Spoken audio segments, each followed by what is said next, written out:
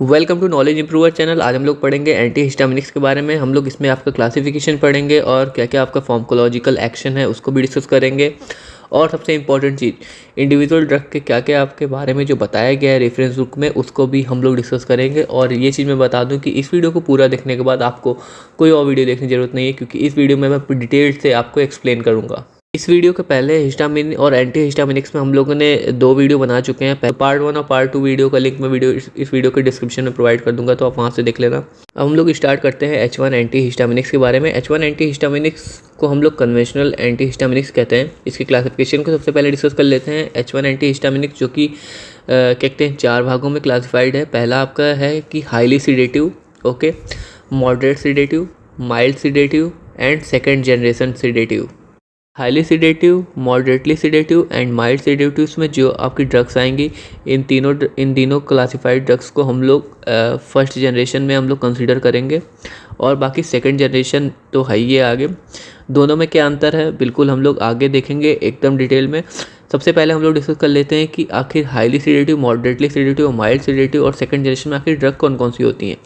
Highly sedative की बात करें तो उसमें आपका आ जाता है डायफेनहाइड्रामिन, डायमेनहाइड्रेट, प्रोमेथाजीन और हाइड्रोक्सीजीन। ओके, तो ये ड्रग्स होंगी जो आपकी हाईली सीडेटिव होंगी, मतलब इनको देने के बाद थोड़ी नींद ज़्यादा आएगी। ओके, स्लीपिंग इंड्यूस होगा। मॉडरेटली सीडेटिव की बात करें तो मॉडरेटली सीडेटिव उसमें आपका आएगा फेनरामिन, साइप्रोहेपेटाडीन, मेस्लोजीन और सिनेरेजीन। ओके, और माइल्ड सीडेटिव की बात करें तो इसमें आपका आ जाएगा क्लोरफेनरामिन, डेक्सक्लोरफेनरामिन, ट्राइप्रोलिडीन एंड क्लेमेस्टीन। सेकेंड जनरेशन की बात करें तो सेकेंड जनरेशन एंटी हिस्टामिनिक्स में आपको होगा फेक्सोफेनाडिन, लोराटाडीन, डेस्लोराटाडीन, सिट्रीजीन, लीवोसिट्रीजीन, एजोलेस्टीन, मिजोलेस्टीन एंड इबेस्टीन। यहाँ तक तो हम लोगों ने डिस्कस कर लिया है कि आखिर फर्स्ट जनरेशन और सेकंड जनरेशन एंटी हिस्टामिनिक्स आखिर होती कौन कौन सी है। अब हम लोग डिस्कस करेंगे कि फर्स्ट जनरेशन और सेकंड जनरेशन एंटी हिस्टामिनिक्स में आखिर अंतर क्या है, कि इसलिए क्यों आखिर अलग अलग डिवाइडेड है।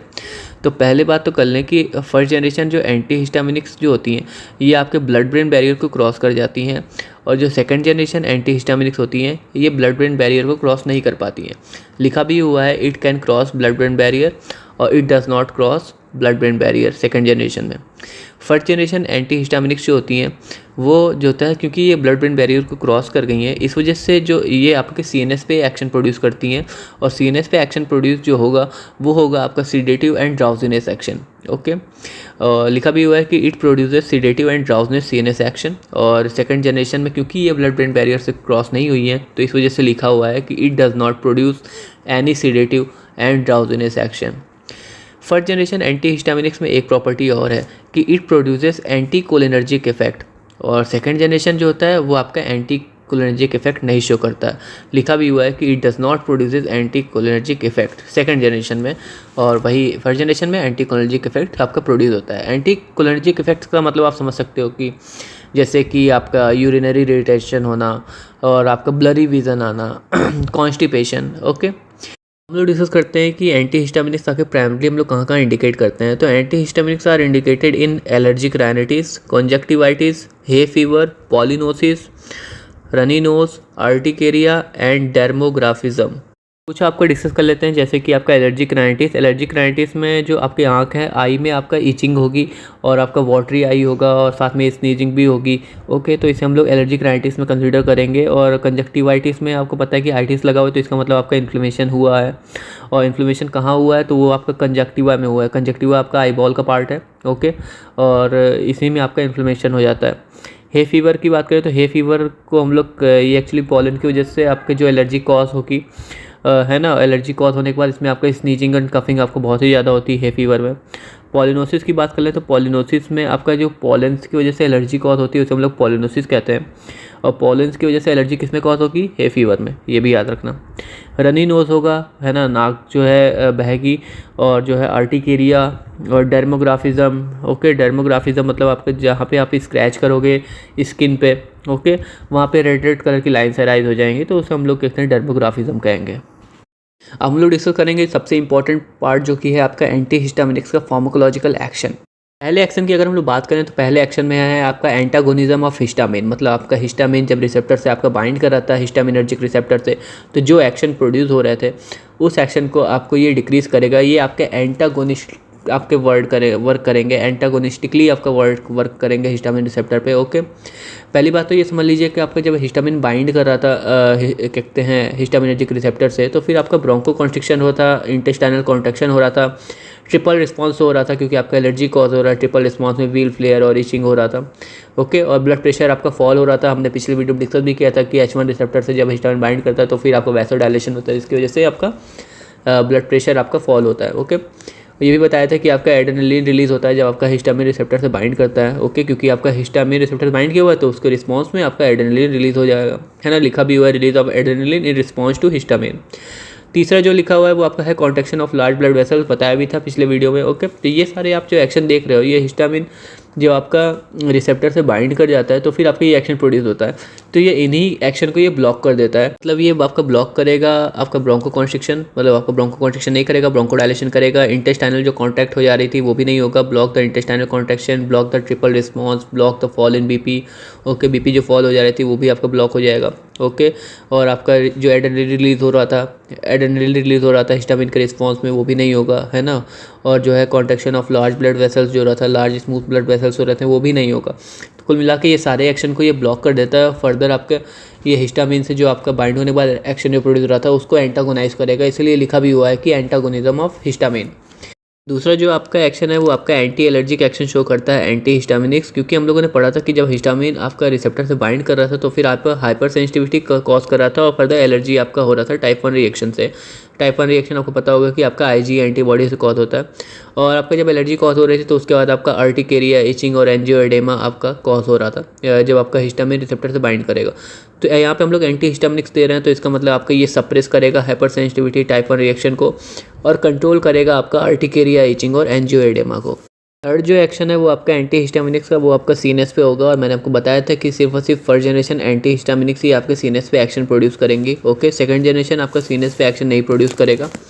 तो जब सीएनएस पे एक्शन प्रोड्यूस करेगा इसका मतलब आपका ये सीडेटिव एक्शन प्रोड्यूस होगा, it give sedative action, motion sickness को कंट्रोल करेगा। ओके, और आपका वॉमिटिंग को कंट्रोल करेगा, और it can also be use during the pregnancy के समय जो वॉमिटिंग होती है तो उसको भी इसमें कंट्रोल कर सकते हैं। एंटी हिस्टामिनिक्स आपके वो एक्शन प्रोड्यूस करते हैं, और ये कंट्रोल करता है आपका रिजिडिटी, ट्रेमर और सेलोरिया को, और जो कि ये तीनों ही सिम्टम्स आपके पार्किंसन में होते हैं। तो कह सकते हैं कि ये पार्किंसन में भी, ये पार्किंसन को भी कंट्रोल करता है, सिम्टोमेटिक ट्रीटमेंट करने में हेल्प करता है। और आपका रिजिडिटी, ट्रेमर और सेलोरिया की अगर हम बात करें तो सेलोरिया मतलब आपका एक्सेसिव सलाइवा का सिक्रीशन खोना, इसे हम लोग सेलोरिया कहते हैं। और ये एपेटाइट स्टिमुलेंट एक्शन भी देता है, जो कि आपका मेन एग्जांपल आपका है साइप्रोहेपेटाडीन, जिसको हम लोगों ने डिस्कस किया था मॉडरेटली सीडेटिव में। जब आप क्लासिफिकेशन में देखोगे तो मॉडरेटली सीडेटिव में साइप्रोहेपेटाडीन आएगा। तो साइप्रोहेपेटाडीन जो होता है वो एपेटाइट स्टिमुलेंट एक्शन होता है, मतलब एपेटाइट को ये बढ़ाता है। एक्चुअली जो है वो आपका है एंटीट्यूसिव एक्शन। एंटीट्यूसिव एक्शन का मतलब ये है कि ये आपके कफिंग को सप्रेस करेगा। नेक्स्ट जो एक्शन है वो है आपका anti cholinergic action. Anti cholinergic का मतलब होता है कि कह सकते हो इसको दूसरे नाम से जो हम लोग जानते हैं वो होता है एंटी मस्क्रेनिक एक्शन।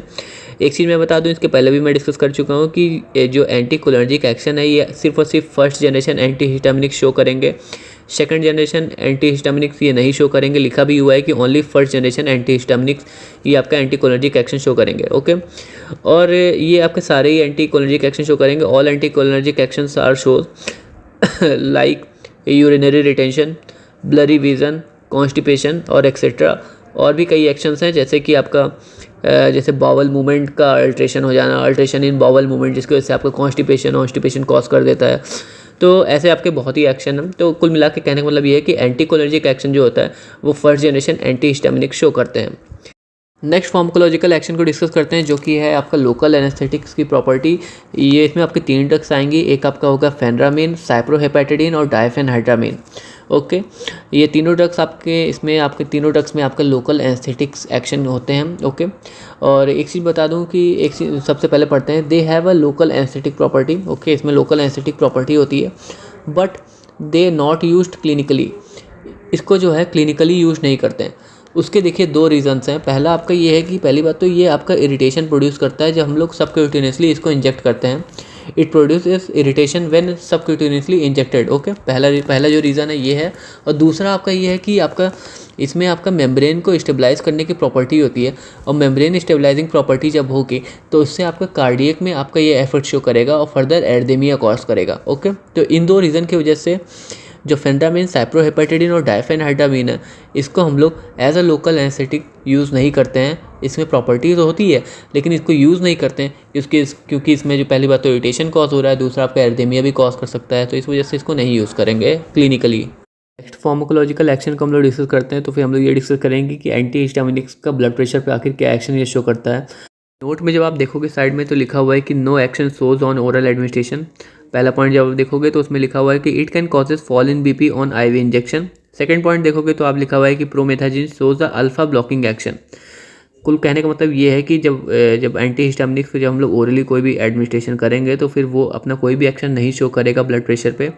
ओके, और आपका जब वो एंटी हिस्टामिनिक्स को हम लोग आईवी इंजेक्ट करते हैं तो फिर ये आपका ब्लड प्रेशर को आपका फॉल करता है, मतलब ब्लड प्रेशर आपका डिक्रीज होगा। और प्रोमेथाजिन के बारे में स्पेसिफिक बताया गया कि प्रोमेथाजिन को जब हम लोग आईवी देते हैं तो फिर उसमें आपका अल्फा ब्लॉकिंग जो एक्शन होता है, अल्फा ब्लॉकिंग एक्शन वाली जो प्रॉपर्टी ये शो करता है प्रोमेथाजिन। अब हम लोग डिस्कस कर लेते हैं कुछ आपके एक्स्ट्रा चीज़ें दी हुई हैं रेफरेंस बुक में, अलग अलग इंडिविजुअली आपके ड्रग के बारे में कुछ बताया गया है, जैसे कि आपका फेक्सोफेनाडिन और एस्टेमिजोल। फेक्सोफेनाडिन का जो एक्टिव मेटाबोलाइट है वो आपका टर्फेनाडिन है। ओके, और फेक्सोफेनाडिन, एस्टेमिजोल जो होता है ये दोनों ड्रग्स आपके सेकंड जनरेशन एंटी हिस्टामिनिक्स में बिलोंग करती हैं, और ये एक्चुअली में विड्रॉ कर ली गई है मार्केट से क्योंकि इसमें आपका टॉर्सेडिपॉइंट एक्शन इसमें शो हुआ था।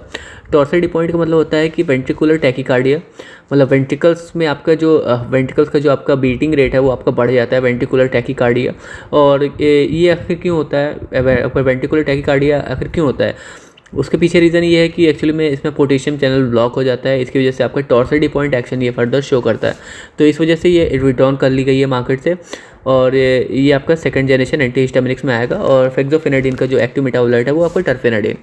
दूसरा जो ड्रग है वो आपका है लोराटाडिन। लोराटाडिन को हम लोग अर्टिकेरिया और एटोपिक डर्मेटाइटिस में हम लोग देते हैं। और पहली बात तो ये, दूसरी चीज़ ये कि ये आपका एर्दीमिया कॉज नहीं करती, एर्दीमिया पे इसका कोई एक्शन नहीं होता, मतलब ये आपको टॉर्सेडिपॉइंट या वेंट्रिकुलर टैकीकार्डिया ऐसा ये कोई एक्शन ये शो नहीं करती है। और आपका इसका जो एक्टिव मेटाबोलाइट है, अगर हम लोराटाडिन का एक्टिव मेटाबोलाइट की बात करें तो आपका वो डेसलोराटाडिन होता है। सिट्रीजिन जो कि बहुत ही फेमस ड्रग है, सेकंड जनरेशन एंटी हिस्टामिनिक्स में आती है, ये आपका ब्लड ब्रेन बैरियर को बहुत ही पुअरली पेनिट्रेट करती है, और पुअरली पेनिट्रेट करने का मतलब ये है कि ये बहुत ही हल्का सा सेडेटिव एक्शन ये शो करेगी। ओके, और इस पे आपको कोई भी एर्देमिया पे कोई एक्शन ये नहीं शो करता है, मतलब आपका ये कोई भी आपका टॉर्सेडिपॉइंट या वेंट्रिकुलर टैकीकार्डिया ये एक्शन शो नहीं करता है, जैसे कि आपका फेक्सोफेनाडिन, एस्टेमिजोल शो करता था। ओके, लेकिन एक चीज़ याद रखना कि ये एर्देमिया पे तो कोई एक्शन नहीं शो करता अकेले, लेकिन जब सिट्रीजिन और सिट्रीजिन को जब हम लोग एरिथ्रोमाइसिन या फिर कीटोकोनाजोल के साथ ही ये हम लोग इसको यूज़ करते हैं तो फिर मे भी चांसेस है कि आपका एर्देमिया के एक्शन ये शो कर जाए। इसको जो हम लोग देते हैं वो आपका अपर रेस्पिरेटरी इन्फेक्शन में देंगे, पॉलिनोसिस में देंगे, अर्टिकेरिया, एटोपिक डर्मेटाइटिस में देंगे। ओके, लिवोसिट्रीजिन जो कि आपका आर नेगेटिव इनेंशियोमर्स है आपका सिट्रीजिन का, और अगर हम लोग सीडेटिव एक्शन की बात करें तो लिवोसिट्रीजिन में बहुत ही माइन्यूट सेडेटिव एक्शन होता है एज़ कम्पेयर टू सिट्रीजिन, मतलब आपका लिवोसिट्रीजिन में और भी कम सेडेटिव एक्शन होगा सिट्रीजिन के कंपेयर में। लिखा भी हुआ है कि it produces less sedative action compare to cetirizine. Okay, last में कुछ ड्रग्स हैं जैसे कि आपका एजेलेस्टिन, मिजोलेस्टिन, इबास्टिन एंड रूपाटिडिन। एजेलेस्टिन की बात करें तो एजेलेस्टिन हम लोग टॉपिकली और नेसल स्प्रे के थ्रू हम लोग इसको एडमिनिस्टर करते हैं, और ये आपका बहुत ही ज़्यादा इफेक्टिव है, एलर्जिक राइनिटिस के केस में इसको इंडिकेट भी किया जाता है। मिजोलेस्टिन की बात करें, मिजोलेस्टिन आपका एलर्जिक राइनिटिस में देंगे। इबास्टिन जो होता है, इबास्टिन को हम लोग नेसल एलर्जी और स्किन एलर्जी में ये बहुत ही ज़्यादा इफेक्टिव है। और रिपेटिडिन की बात करें तो रिपेटिडिन आपका इसमें पीएफ एंटागोनिस्टिक प्रॉपर्टी होती है। पीएफ का मतलब होता है platelet aggregating factor. Platelet aggregating factor मतलब वो फैक्टर जो प्लेटलेट को एग्रीगेट करता है, तो उसके एंटागोनिस्टिक मतलब एग्रीगेट ना होने देने वाली आपकी प्रॉपर्टी होती है, और पीएफ एंटागोनिस्टिक प्रॉपर्टी है, और आपका जो एलर्जिक राइनिटिस में इसको इंडिकेट करते हैं। फेक्सोफेनाडिन की अगर हम लोग बात करें तो फेक्सोफेनाडिन आपका फास्टेस्ट एक्टिंग एंटी हिस्टामिनिक्स है, और वही बात अगर लोराटाडिन की बात करें तो लोराटाडिन आपका लॉन्गेस्ट एक्टिंग एंटी हिस्टामिनिक्स है। तो इस तरह से हम लोगों ने इस वीडियो में कवर किया एंटीहिस्टामिनिक्स H1 एंटीहिस्टामिनिक्स के क्लासिफिकेशन के बारे में। ओके, और उस क्लासिफिकेशन के बाद हम लोगों ने डिस्कस किया कि उसके क्या फार्माकोलॉजिकल एक्शन है, और फिर अलग अलग हम लोगों ने फार्माकोलॉजिकल एक्शंस को पढ़ा, और फिर अलग अलग ड्रग्स के बारे में कुछ इंडिविजुअली उसके जो कैरेक्टर्स थे उसको हम लोग पढ़ा, उसको क्यों विड्रॉ किया गया मार्केट से, वो भी हम लोगों ने डिस्कस किया। इस वीडियो की अगर हम लोग बात करें तो ये वीडियो एक्चुअली में थर्ड पार्ट है। फर्स्ट पार्ट और सेकंड पार्ट हिस्टामिन और एंटी हिस्टामिनिक्स का, वो इस वीडियो का लिंक मैं फर्स्ट और सेकंड पार्ट के वीडियो का लिंक मैं वीडियो के डिस्क्रिप्शन में दे दूंगा, तो आप वहां से देख लेना। बाकी अगर चैनल पर नया हो तो फिर सब्सक्राइब कर देना चैनल को, और ये वीडियो आपको कैसा लगा, अगर नॉलेजेबल लगा तो फिर लाइक कर देना। ओके, कोई डाउट हो तो फिर कमेंट करिए, उसका हम लोग रिप्लाई देंगे। बाकी मिलते हैं नेक्स्ट वीडियो में। Okay, bye.